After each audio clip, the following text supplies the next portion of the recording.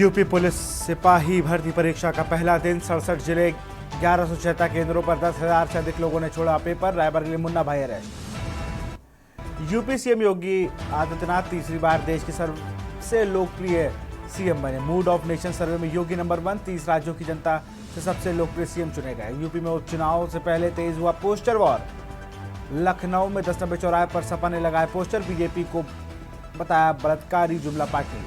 जौनपुर में भूमि अधिग्रहण में फर्जीवाड़े दस्तावेज का भुगतान का पर्दाफाश। 3.38 लाख रुपए की जगह 34 लाख का भुगतान। डीएम ने एनएचआई ऑफिस में 4 कर्मचारियों को पकड़ा। मेरठ में कक्षा 4 की छात्रा से क्लासरूम में अश्लील हरकत। आरोपी को पुलिस ने किया गिरफ्तार। परिजनों ने आरोपी को पुलिस के सामने धुना। जौनपुर में इंसाफ के लिए भटक रहा पीड़ित बुजुर्ग। पत्नी के हत्यारों को नहीं पकड़ रही पुलिस। न्याय के लिए पुलिस अधिकारियों के लगा रहा चक्कर। आप देख रहे हैं के न्यूज, खबरों का सारथी। नमस्कार, स्वागत है आप खबर उत्तर प्रदेश में। मैं हूं आपके साथ विशाल पंडित। रुक करते हैं खबरों का। खबर लखनऊ से है। उपचुनाव से पहले तेज हुई पोस्टर वॉर। भाजपा के बाद सपा ने लगाए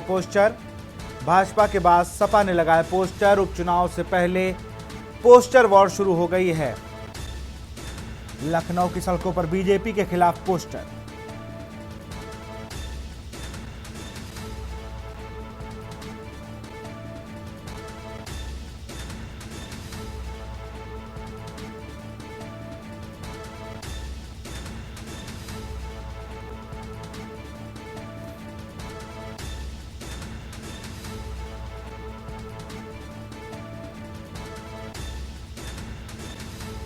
दस नंबर चौराहे पर लगे विवादित होर्डिंग।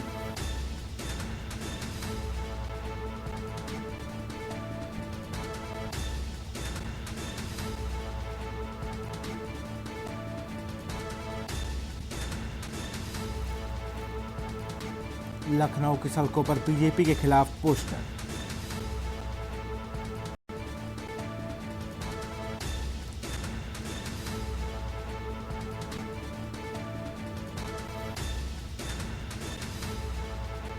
भाजपा के बाद सपा ने लगाए पोस्टर। लखनऊ की सड़कों पर बीजेपी के खिलाफ लगे पोस्टर।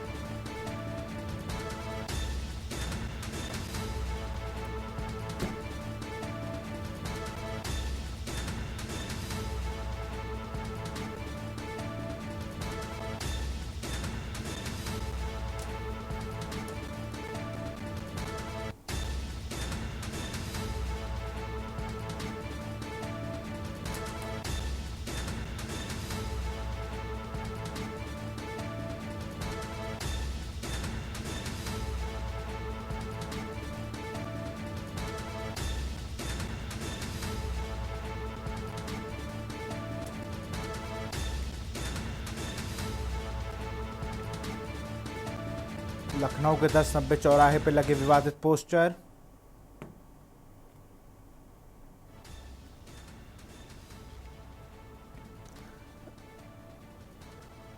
लखनऊ के 10 नंबर चौराहे पर लगे विवादित होर्डिंगें लगी हैं। ये तस्वीरें आपकी टीवी स्क्रीन पर।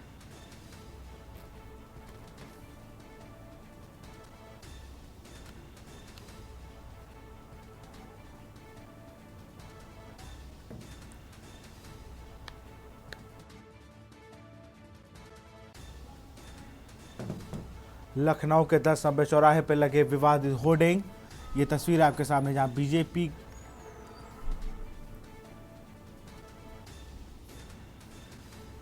बलात्कारी, जालसाज, जुमलेबाज, पापी पार्टी बताया है।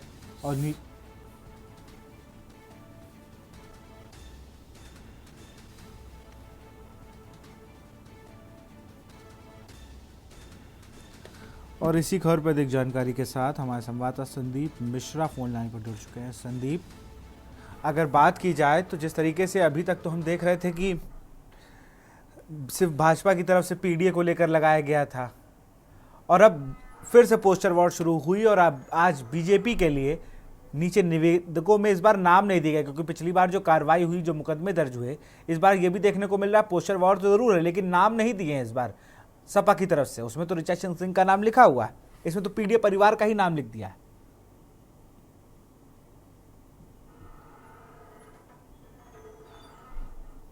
बिल्कुल विशाल, देखिए कहा जा सकता है कि जिस तरीके से ये पोस्टर जो है 10-90 पे लगाए गए हैं और जिस तरीके से उसमें निवेदक में की अगर बात करें तो निवेदक में साफ तौर पे पीडीए लिखा है, यानी कि पीडीए परिवार का नाम एक लिख करके इस ऐसे पोस्टर को लगाया गया है। किसी एक व्यक्ति के नाम से इस पोस्टर को इस बार जो है जारी नहीं किया गया है। दूसरी महत्वपूर्ण बात है कि इस पोस्टर के अंतर्गत अगर बात करेंगे तो 151 सांसद और विधायकों की महिलाओं के साथ में के खिलाफ जो अपराध और केस दलों में भाजपा सबसे आगे रिपोर्ट ये दर्शाने का प्रयास किया गया है। इस रिपोर्ट पे साफ तौर पे ये कहा गया है कि किस तरीके से भाजपा यानी कि बलात्कारी और जे की अगर बात करते हैं तो जालसाजी और जुमलेबाजी, इसके साथ पी से बात करते हैं तो यहाँ पर जो है वो पापी पार्टी का नाम दिया गया विशाल। तो इस तरीके से पोस्टर लगा करके क्या साबित करना भाजपा समाजवादी पार्टी करना चाहती है, ये एक सबसे महत्वपूर्ण होगा।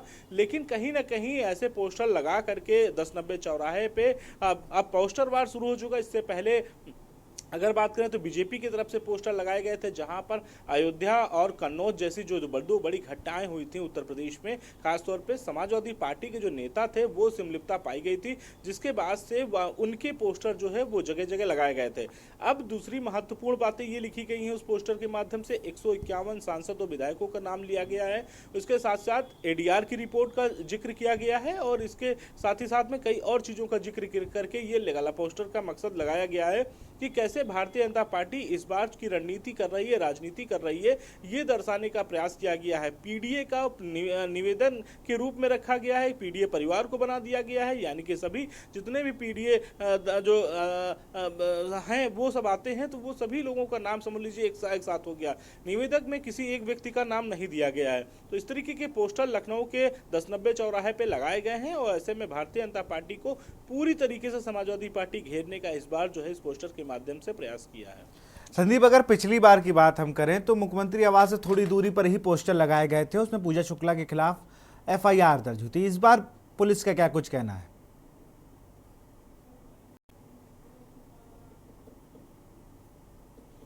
देखिए विशाल, इससे पहले हम एक पोस्टर की बात नहीं करते हैं, बहुत से ऐसे पोस्टर थे जो समाजवादी पार्टी या कभी कांग्रेस की पार्टी ने अगर पोस्टर लगाए हैं तो अभी कुछ दिन पहले कांग्रेस के ही कुछ जो लीडर थे उन्होंने अपने कुछ पोस्टर लगाए थे जो कि 10-90 चौराहे के आसपास, बालू अड्डे के आसपास बात करते हैं, यहाँ पर पोस्टर लगाए थे, लेकिन उसके बावजूद भी उनके ऊपर मुकदमा पंजीकृत कर दिया गया।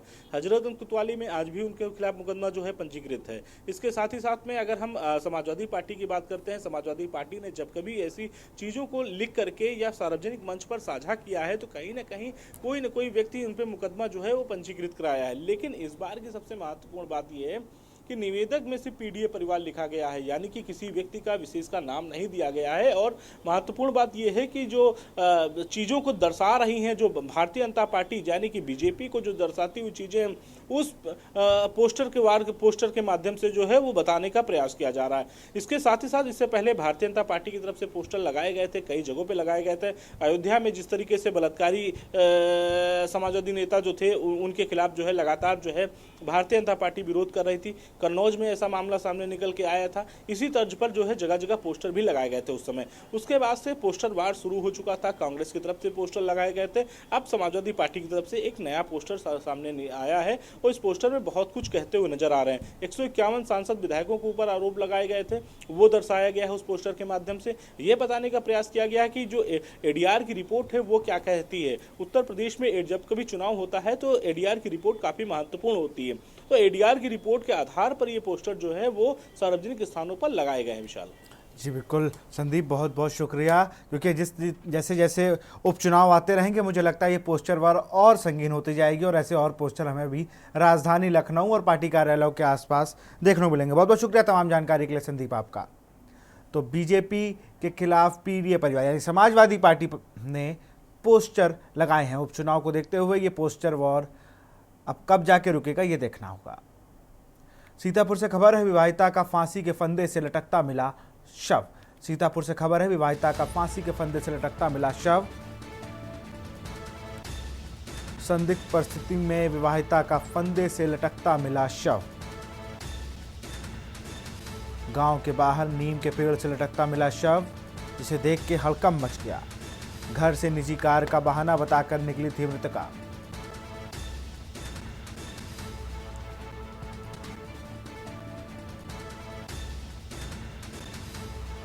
और इसी खबर पर अधिक जानकारी के साथ दीपक गुप्ता फोन लाइन पर जुड़ चुके हैं हमारे साथ। हमारे संवाददाता सीतापुर से। दीपक, क्या कुछ मामला है? जी विशाल जी, सीतापुर के नेमिशाला थाना क्षेत्र के ग्राम पंचायत मरेली की एक नवविवाहिता आज सुबह पेड़ से लटकी हुई मिली। जिसके बाद राहगीरों ने जब उसके शव को लटका हुआ देखा तो परिजनों को सूचना दी। परिजनों ने पुलिस को इस मामले की जब सूचना दी तो मौके पर पहुंची पुलिस ने शव को नीचे उतारा और पीएम के लिए जिला मुख्यालय भेज दिया। वहीं इस मामले में परिजनों और ग्रामीणों की माने तो घर में कुछ पारिवारिक विवाद भी चल रहा था, जिस कारण से किसी बहाने से विवाहिता घर से निकली और उसने आत्महत्या को अंजाम दे दिया है। वहीं पुलिस हर पहलू की जांच कर रही है और मामले में तहरीर लेते हुए आगे की कार्रवाई को बढ़ा दिया है। जी, बहुत बहुत शुक्रिया दीपक तमाम जानकारी के लिए आपका।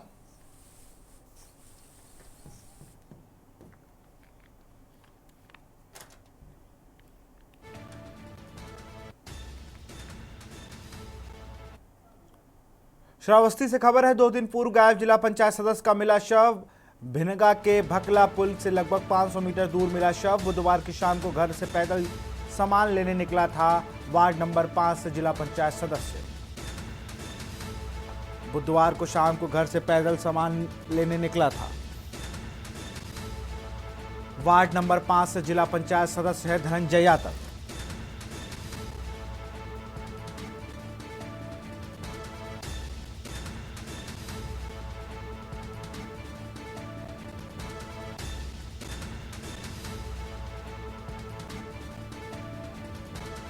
और इसी खबर पर हमारे साथ कृष्णपाल सिंह जुड़ चुके हैं फोन लाइन पर। कृष्णपाल, अगर बात की जाए तो जिला पंचायत सदस्य का जो कि 2 दिन से गायब थे उनका शव मिला है।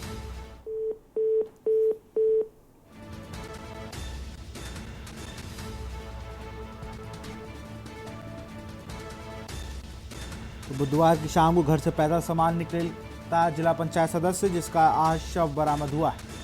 वार्ड नंबर 5 से जिला पंचायत सदस्य थे धनंजय यादव।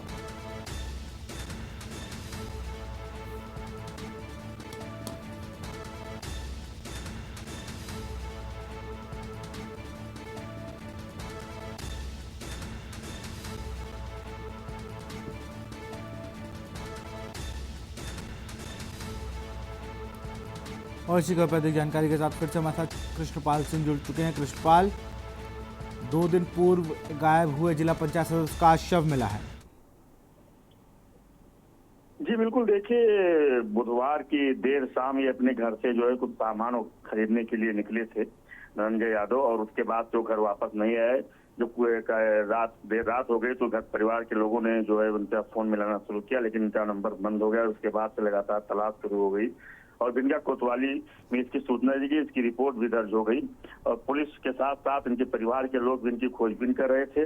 2 दिन बाद आज जो है सुबह इनका शव जो है वो भकला नदी के पास जो है मिला है। वार्ड नंबर 5 से धनंजय यादव जिला पंचायत सदस्य थे। इससे पहले एक बार वो चुनाव हार चुके थे, लेकिन दूसरी बार उन्होंने चुनाव जीता था और निश्चित ही एक सौम्य छवि के नेता माने जाते थे, क्योंकि उभरता हुआ एक चेहरा से नवयुवक थे। और ये जो है दिनेश चंद्र यादव, एक जो नेपाल सरकार में पूर्व मंत्री रह चुके हैं, ये उन्हीं के बेटे थे। तो निश्चित तौर पर एक कहा जा सकता है कि राजनीति में एक बहुत बड़ी क्षति एक उभरते हुए चेहरे के रूप में हुई है। इस तरीके से इनकी अकस्मात मौत हुई है। जी बिल्कुल कृष्णपाल, बहुत बहुत शुक्रिया तमाम जानकारी के लिए आपका।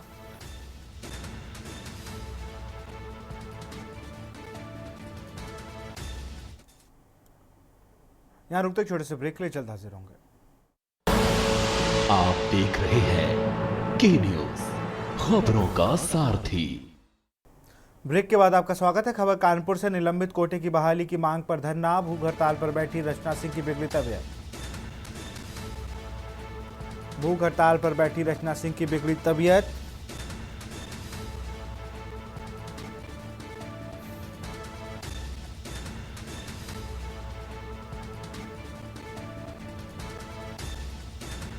तबीयत बिगड़ने की सूचना मिलते ही एसडीआरएम और एडीआरएम तबीयत बिगड़ने की सूचना मिलते ही एसडीएम एक्टिव हुए। एसडीएम बिल्हौर ने उपचार के लिए भेजे डॉक्टरों की टीम।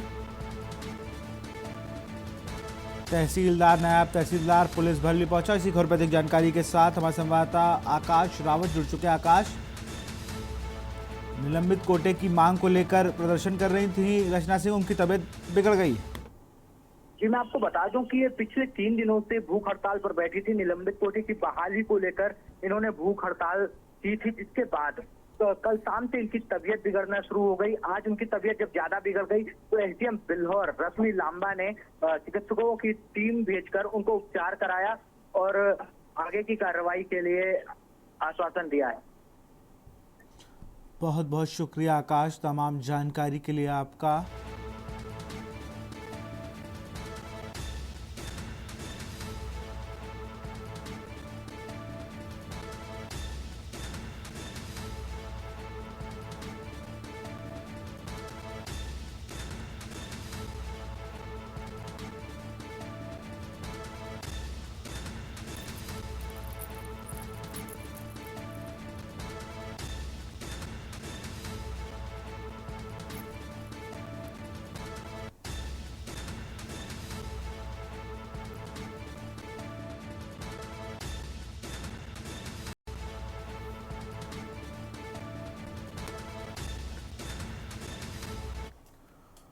और पुलिस भर्ती को लेकर बड़ा अपडेट, पुलिस भर्ती परीक्षा को लेकर बड़ा अपडेट। यूपी पुलिस भर्ती परीक्षा का पहला दिन 21,000 से अधिक अभ्यर्थियों ने छोड़ी परीक्षा। राजधानी के 81 केंद्रों पर हुई 78,000 से अधिक अभ्यर्थी थे पंजीकृत।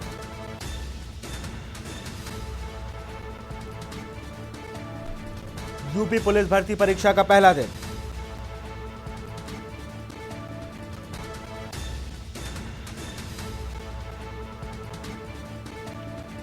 राजधानी के 81 केंद्रों पर हुई भर्ती परीक्षा। 78,000 से अधिक अभ्यर्थी थे पंजीकृत। यूपी पुलिस भर्ती परीक्षा का पहला दिन 21,000 से अधिक अभ्यर्थियों ने छोड़ी परीक्षा।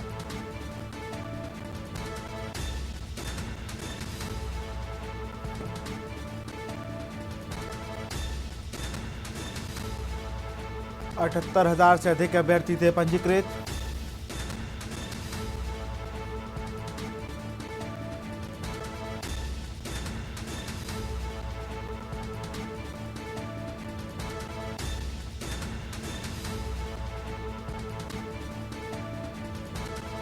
राजधानी के 81 केंद्रों पर हुई थी परीक्षा। 78,000 से अधिक अभ्यर्थी थे पंजीकृत।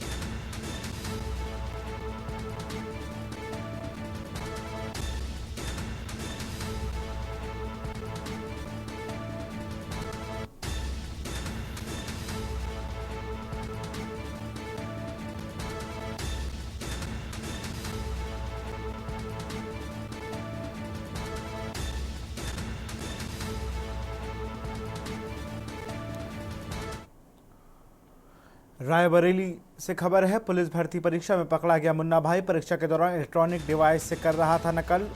उपमेंद्र सिंह नाम के छात्र को नकल करते पकड़ा गया।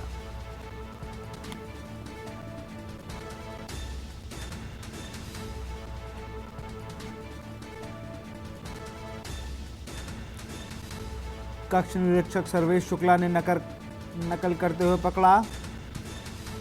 कक्षा निरीक्षक सर्वेश शुक्ला ने नकल करते वक्त पकड़ा। गले में ब्लूटूथ के जरिए नकल करने का आरोप।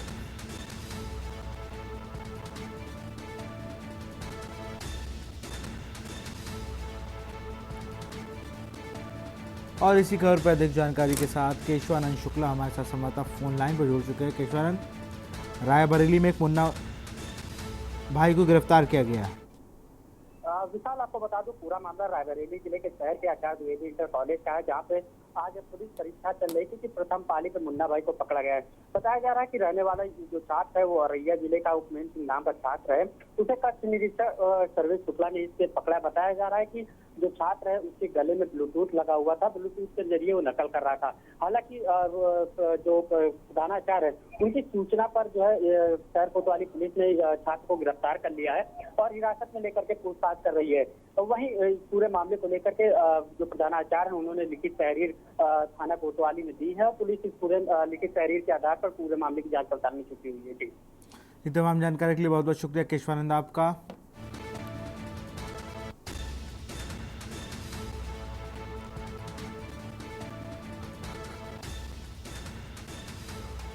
यूपी भर्ती परीक्षा का आज पहला दिन था।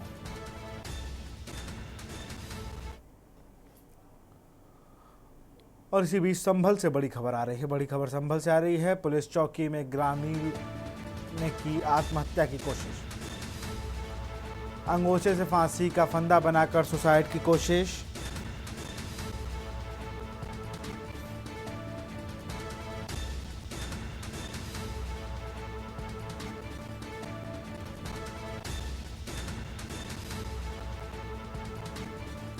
पुलिस ने किसी तरह की ग्रामीण को फांसी के फंदे से उतारा।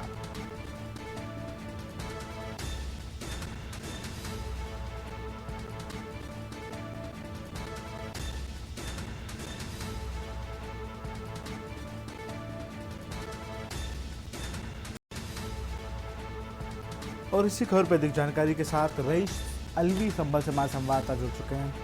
रईस, अगर बात की जाए तो एक बड़ी घटनाक्रम है ये, जिस तरीके से एक ग्रामीण ने चौकी के अंदर आत्महत्या का प्रयास किया है।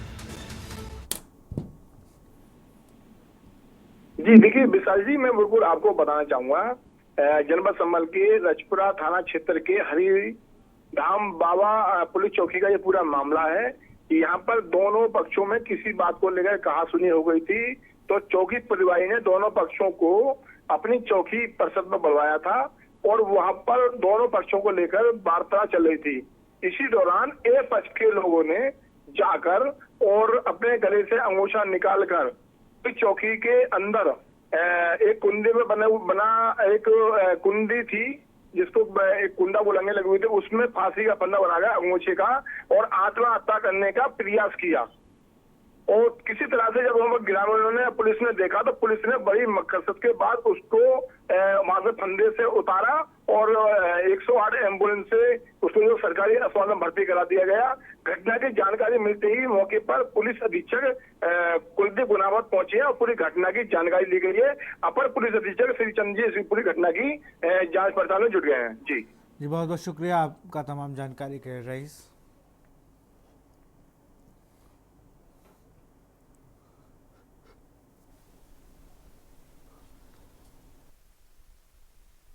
थाना रजपुरा में चौकी हरई बाबा पर आज दिनेश पुत्र महेंद्र द्वारा सजातीय भूरे, जो कि उन्हीं के गांव का रहने वाला है, के ऊपर गाली गलौज तथा मारपीट का आरोप लगाया था, जिसके संदर्भ में आज चौकी प्रभारी द्वारा दोनों पक्षों को जानकारी करने हेतु चौकी पे बुलाया गया था।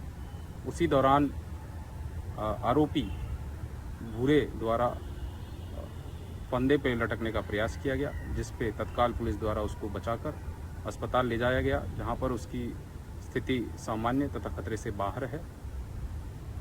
इस प्रकरण में विस्तृत जांच की जा रही है। मौके पर एडिशनल एसपी द्वारा जाकर इसकी जानकारी की गई है तथा मौके पे स्थिति सामान्य है। जांचोपरांत इसमें आवश्यक कार्रवाई की जाएगी। और उस वक्त की बड़ी खबर रामपुर से आ रही है। बड़ी खबर रामपुर, अनियंत्रित कार ने घर के बाहर 4 बच्चों को रौंदा।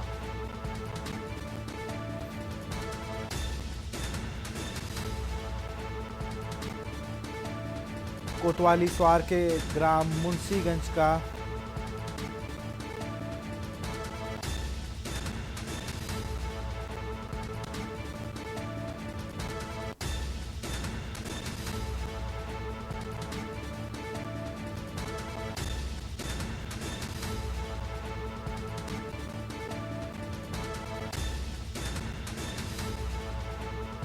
मुरादाबाद की ओर से आ रही थी तेज रफ्तार कार।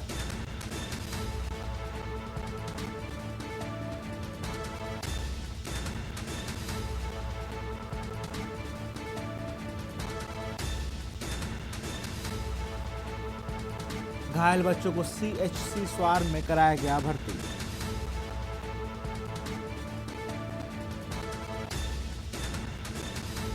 इसी खबर पर अधिक जानकारी के साथ हमारे संवाददाता रविशंकर जुड़ गए हैं फोन लाइन पर। रविशंकर, 4 बच्चों को रौंदा एक अनियंत्रित कार ने, क्या कार सवार को पकड़ा गया है?